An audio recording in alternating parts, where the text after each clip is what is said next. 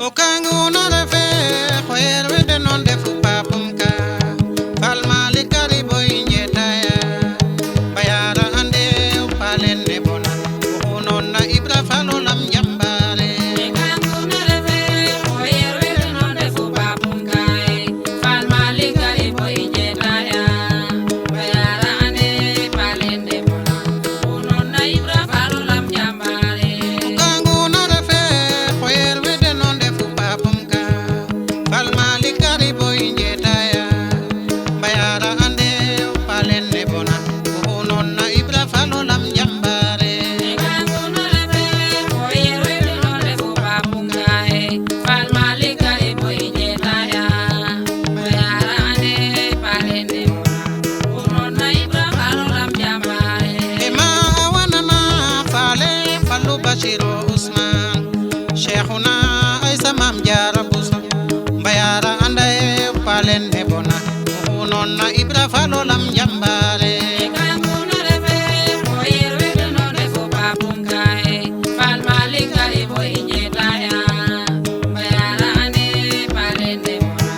unon na ibra falolam jambare Ema awanana fale falu Bashiro Usman Sheikhuna Aisa Mam Jara Buso Bayara andaye palen ne bona unon na ibra falolam jambare Okangu no refe khoyer wede non defu papum ka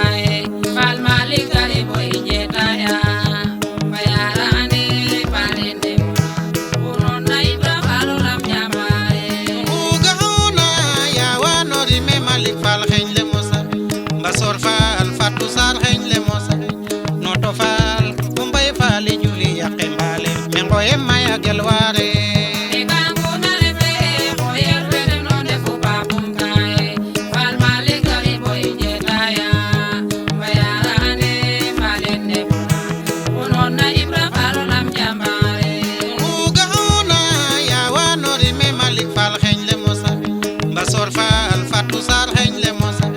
noto fal kumbay fali juli yakembale mengoye maya gelware Okangu no refe khoyer wede non defu papum ka falmali kari boy njetaya bayara ande upalen ne bona unon na ibra falolam jambare Merew fawe jeguma awanyai alimatu sadia Tabu sonjige nonge kam henjami Baba Kalfal fa Abdul Aziz Adamande besungi yala fal Okangu no refe khoyer wede non defu papum ka falmali kari boy njetaya bayara ande upalen ne bona unon na ibra falolam jambare Merew fawe jeguma awanyai alimatu sadia Tabu sonjige nonge kam henjami Baba Kalfal fa Abdul Aziz Adamande besungi yala fal Okangu no refe khoyer wede non defu papum ka falmali kari boy njetaya bayara ande upalen ne bona unon na ibra falolam jambare Anguna refe khoyer wende non defu papum ka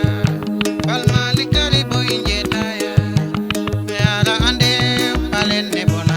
unon na ibra falolam jambare Okangu no refe khoyer wede non defu papum ka falmali kari boy njetaya bayara ande upalen ne bona unon na ibra falolam jambare imbayara ande palen ne bona unon na ibra falolam jambare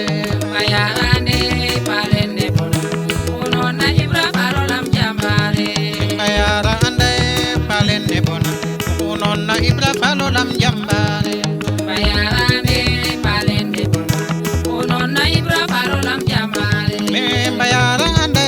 palen ne bona unon na ibra falolam jambare bayara ande upalen ne bona unon na ibra falolam jambare imbayara ande palen ne bona unon na ibra falolam jambare bayara ande upalen ne bona unon na ibra falolam jambare imbayara ande palen ne bona unon na ibra falolam jambare bayara ande upalen ne bona